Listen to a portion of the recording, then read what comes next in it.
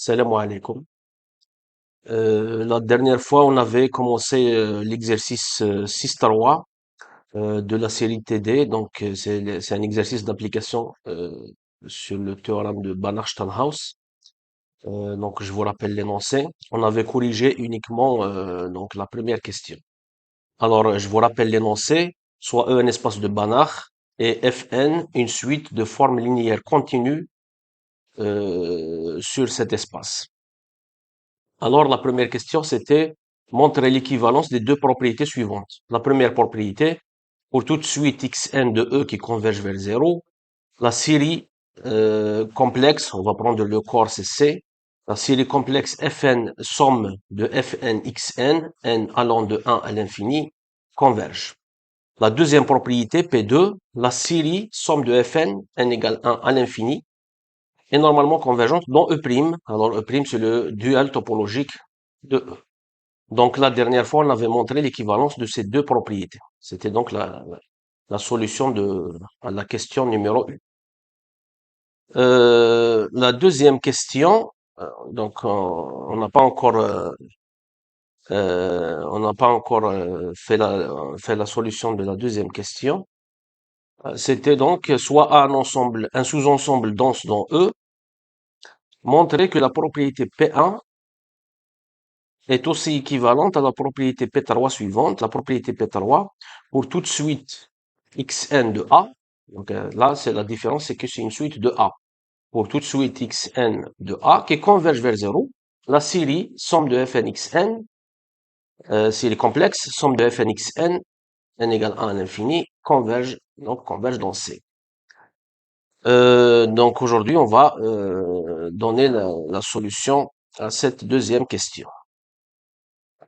Alors, la première chose, on constate que P1 implique P3 est trivial. Parce que P1, ça concerne les suites de E et P3, ça concerne les suites de A. Donc, si vous avez une propriété qui est vraie pour toutes les suites de E, qui convergent vers 0, alors elle est forcément vraie pour toutes les suites de A qui convergent vers 0 parce que A est inclus dans E. Donc, voilà, on va démontrer l'équivalence. Alors, donc, la première chose, on constate que euh, P1 implique P3. Voilà, P1 implique P3. Cette implication est triviale.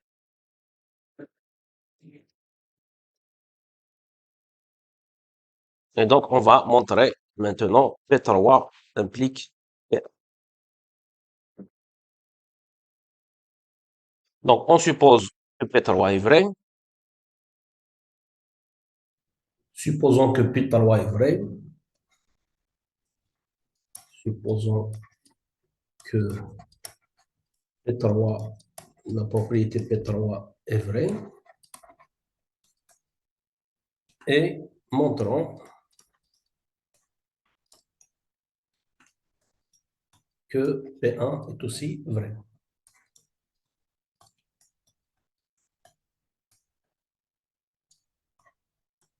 En fait, on peut voir P1 comme une généralisation de P3. P3, elle dit que pour toute suite de A qui converge vers 0, la série somme de Fn xn est convergente. P1, c'est pour toute suite de E qui converge vers 0, la même série est convergente. Donc P1 est une généralisation de P3. Donc P3 implique P1, c'est une implication non triviale. Alors, donc, on va considérer une suite de E qui converge vers 0 et on va montrer, en utilisant la densité de A dans E, que la série complexe somme de Fn xn est convergente. Donc, soit xn, une suite de E qui converge vers 0.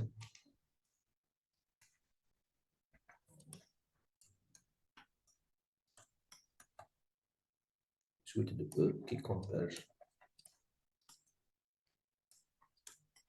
vers 0. Évidemment, c'est le vecteur nul de E. Et on essaye de montrer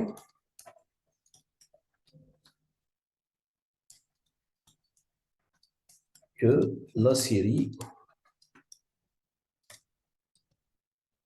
somme de Fn xn, série complexe. On a dit qu'on va prendre le corps c'est C. On va montrer donc que la série complexe, somme de Fnxn, converge dans C.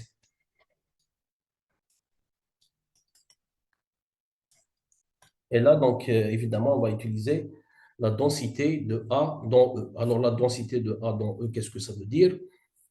Ça veut dire que tout élément de E, tout vecteur de E peut être approché par un vecteur de A à une distance, d'une distance aussi petite que l'on veut. C'est-à-dire, quel que soit X, un vecteur de E, je peux trouver A, un vecteur de A, de sorte que la distance entre X et A soit aussi petite que l'on veut, c'est-à-dire inférieure à un epsilon fixé préalablement. Donc, je vais utiliser cette propriété-là pour tous les termes de la suite xn.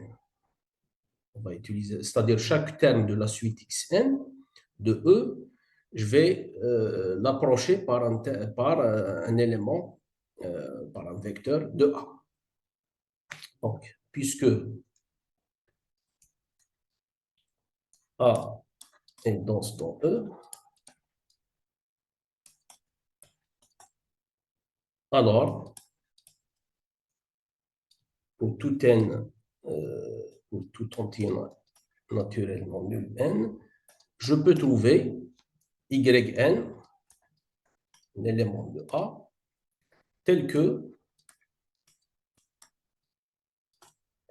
la distance entre xn et yn soit plus petite qu'une certaine quantité qu'on va appeler epsilon n, qu'on va donc préciser plus tard.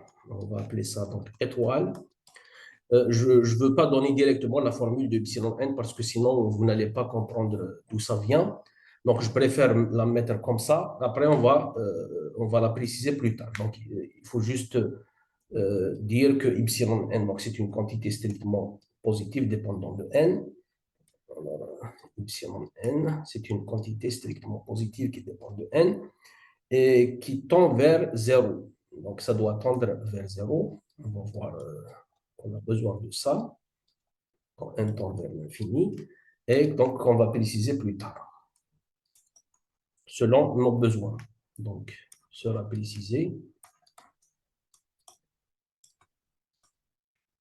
plus tard. Voilà. Pourquoi j'ai dit ça tend vers 0? Eh ben ça permet à la suite yn de tendre vers 0 elle aussi. Parce qu'on sait que xn tend vers 0. Xn tend vers 0 et le fait que yn tend vers 0 va impliquer que yn, que la suite de a, yn tend aussi vers 0. Donc ça c'est très facile à vérifier, donc on va le faire.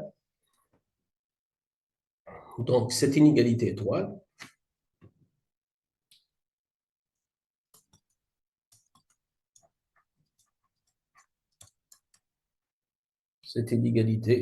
implique en particulier que la suite yn de A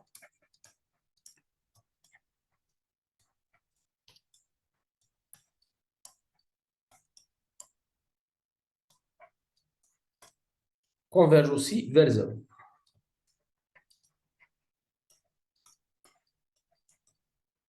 D'accord? Converge aussi vers 0. Alors, ça, on le démontre très facilement.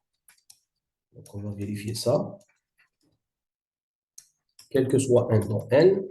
Alors, si je prends la norme de yn, ça, je peux l'écrire la norme de yn moins xn plus xn. Et puis ici, j'utilise l'inégalité triangulaire. Ça, c'est majoré par norme de yn moins xn plus norme de xn. La norme de xn, on sait que ça tend vers 0. Et la norme de yn moins xn, ça, on a vu que c'était inférieur à epsilon n. Donc, tout ça, c'est inférieur à epsilon n plus la norme de xn.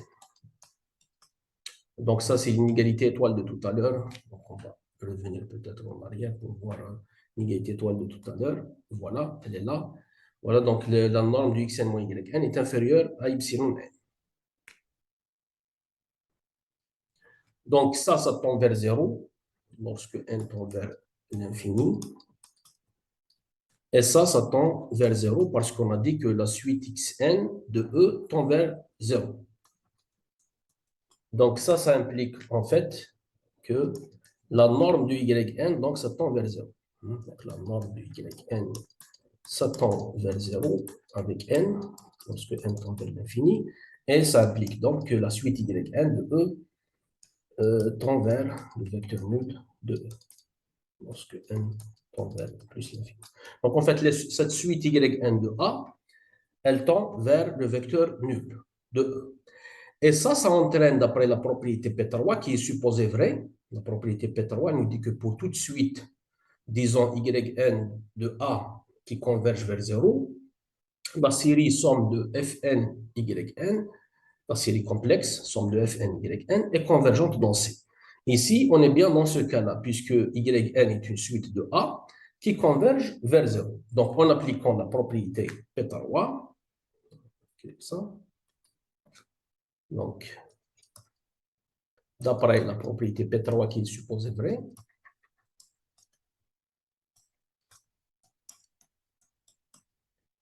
la série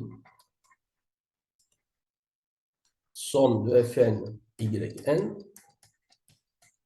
n égale 1 à l'infini, série complexe, est convergente.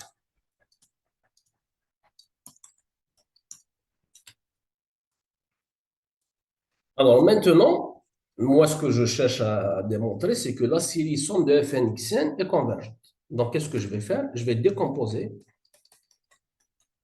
ma série somme de fn xn en deux séries, en somme de deux séries. Donc somme de fn xn, n allant de 1 à l'infini, je peux l'écrire, c'est la somme de fn xn moins yn plus yn. Mais les applications fn, fn c'est des formes linéaires, donc c'est des applications linéaires, donc ça en fait c'est égal à la somme de fn de xn moins yn plus fn de yn. Tout ça. N égale 1 à l'infini. Et donc ça, on le décompose. Donc c'est somme de fn de xn moins yn plus somme de fn yn. Toujours n allant de 1 à l'infini.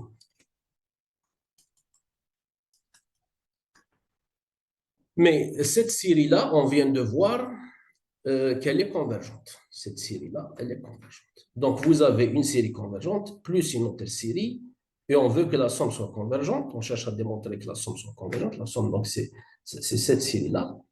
On veut démontrer que ça, c'est convergente. Alors, il suffit de montrer alors que cette série-là est convergente. Pour avoir une somme de deux séries convergentes, donc ça converge. Donc, il suffit de montrer que cette série, somme de fn xn moins yn, est convergente pour pouvoir conclure. Alors, on va écrire ça. Donc, il suffit de montrer que la série, donc somme de fn xn moins yn, n allant de 1 à l'infini, est convergente. C'est une série complexe, convergente dans C. Est convergente pour conclure que la série somme de fn xn, donc notre but c'est de montrer que cette série complexe est convergente.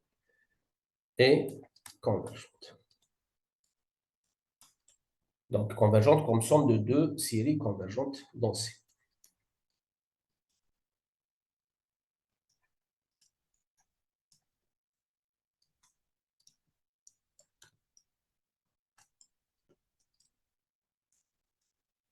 Voilà. Mais dans C, C c'est un espace de Banach, c'est complet.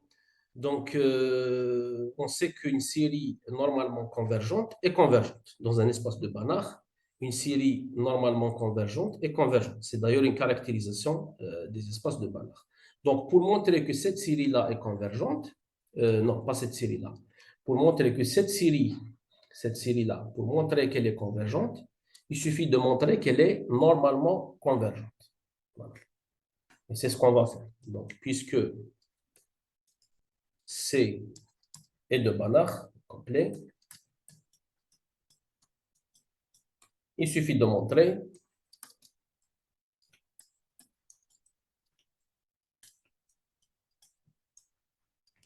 que la série somme de Fn de Xn moins Yn, cette série complexe, est normalement convergente. Dans un espace de Banach, la convergence normale entraîne la convergence. Il suffit donc de montrer que cette série est normalement convergente. Qu'est-ce que ça veut dire normalement convergente? C'est-à-dire la série des normes est convergente. Mais les normes ici, c'est les modules. Parce qu'on est dans C, la norme usuelle de C, c'est le module. Donc, normalement convergente, c'est-à-dire que la série réelle des modules, donc c'est la série somme des modules Fn, Xn moins Yn, cette série-là, est convergente. Il suffit de montrer que cette série est convergente. Et là, on utilise donc la règle des comparaisons des séries à terme positif. Cette série-là, c'est une série à terme, c'est une série réelle à terme positif. On va donc utiliser la règle de comparaison des séries à terme positif. Donc, il suffit de majorer son terme général par un terme d'une série convergente. Donc, pour tout n, on va trouver une majoration de ces termes-là, Fn de Xn moins Yn, qui permet de conclure la convergence de cette série. Alors ça, c'est majoré par, les Fn, c'est des formes linéaires continues, donc ça, c'est majoré par norme de Fn, norme, donc on est dans E', fois la norme du vecteur Xn moins Yn. Bon. Mais ça, on a vu que c'était inférieur à Epsilon n, d'après étoile. Donc on revient en arrière. Ça, c'est majoré par Epsilon n. Donc, tout ça, c'est majoré par Epsilon n fois Fn.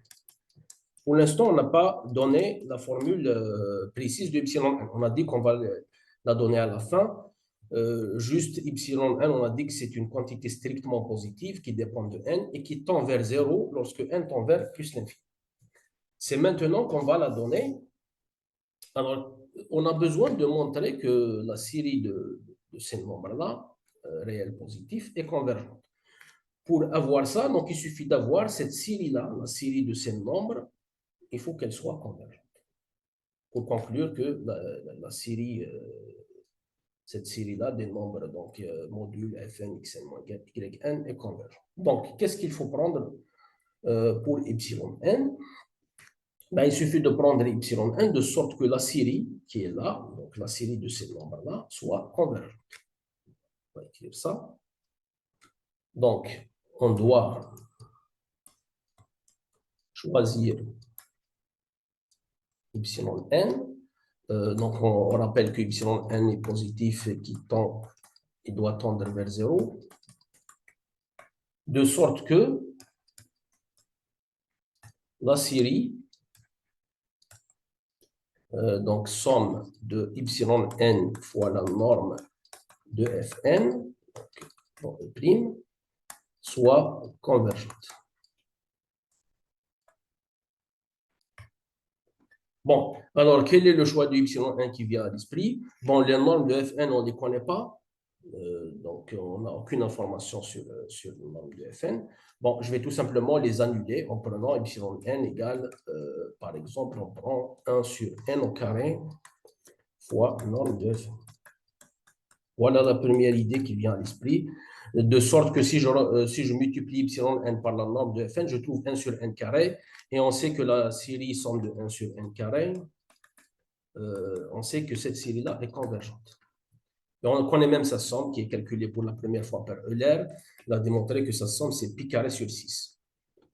Donc, on sait que cette série-là est converge. Donc, je peux prendre en fait y1 égale à ça. Mais en fait, je n'ai pas le droit de le prendre égal à ça parce que je risque d'avoir un problème de diviser par 0. Parce que ces normes-là peuvent être nulles. C'est-à-dire qu'une des formes Fn peut être nulle. On ne connaît pas ces formes-là. On dit que c'est une suite de formes linéaires. L'exercice nous dit que Fn est une suite de formes linéaires continues. Mais une de ces formes peut être nulle. C'est l'une de ces formes nulles, sa norme, elle va être nulle, et donc je ne peux pas faire ce choix. Alors, il est facile donc de régler ce problème-là. En fait, il suffit de prendre, par exemple, epsilon n. J'ajoute 1 à ces normes. Je prends 1 sur n carré fois la norme de Fn. Et puis, j'ajoute, par exemple, j'ajoute 1. Je peux aussi prendre le maximum entre la norme de Fn et 1. Si je prends epsilon n égale à ça, donc on va faire ce choix-là. Donc, quel que soit n. Dans ce cas-là, ça marche bien parce que j'aurai, alors on va démontrer que ça marche bien. Donc, la majoration de tout à l'heure, comment ça va devenir? On va revenir en arrière. Donc, voilà. Donc, la majoration qui est là, comment ça devient?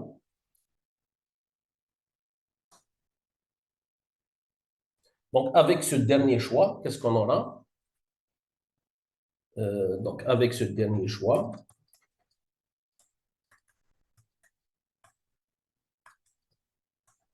de epsilon n, n dans n, on a, pour tout n dans n, donc on obtient le module de Fn de xn moins yn, c'est majoré par la norme de Fn fois epsilon n. Mais epsilon n, c'est 1 sur n au carré, d'après notre choix, par la norme de Fn plus 1. Et ça, donc, c'est majoré par 1 sur n carré. Et puisque la série somme de n sur n carré est convergente,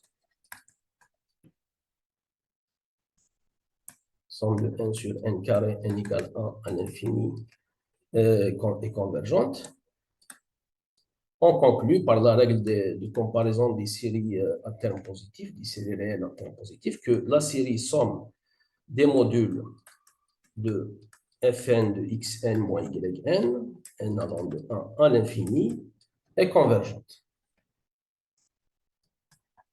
Et puis on va remonter. On est dans C, donc la série donc, somme des modules convergentes, ça c'est la convergence normale, donc ça entraîne la convergence puisque c'est de Banach, donc on conclut ça, donc on remonte, donc on obtient que la série somme de Fn, Xn moins Yn est convergente dans C, donc converge. Et puis on remonte encore, on trouve que la série, donc somme de Fn, Xn converge parce qu'on a dit que c'est une somme de deux séries convergentes. Donc, et c'est ce qu'on cherche à démontrer. Voilà, on a pris une suite de E qui converge vers 0. On a démontré que la série complexe somme de Fnxn, n allant de 1 à l'infini, est convergente. Ça, c'est la propriété P1. Donc voilà, donc P3 implique P1. Ainsi s'achève cette solution.